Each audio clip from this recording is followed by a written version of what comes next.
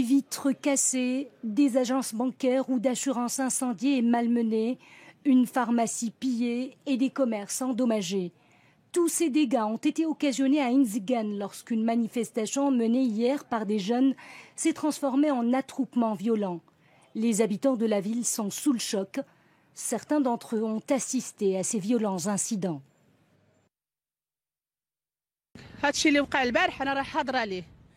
J'ai été là lorsque le mouvement de protestation de ces jeunes a basculé dans la violence. J'ai pleuré toutes les larmes de mon corps et j'ai supplié certains jeunes d'arrêter ces actes. Mais ils ne voulaient pas m'entendre.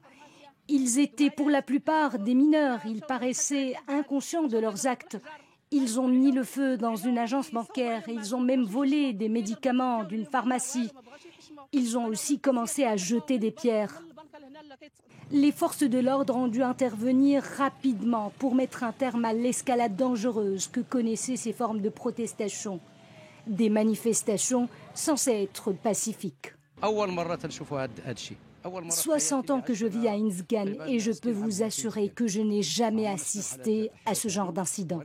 Nous dénonçons avec force tous ces actes de vandalisme. Ceux qui ont occasionné ces dégâts ne sont pas originaires d'Inzigane. Ils sont venus d'autres régions. Si ces jeunes veulent exprimer leurs revendications, ils ont tout à fait le droit de le faire, mais de manière pacifique.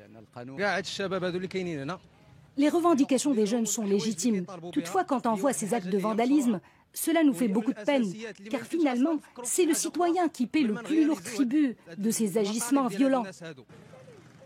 Les habitants de la ville d'Inzigane espèrent ne plus revivre ce qu'ils appellent un cauchemar.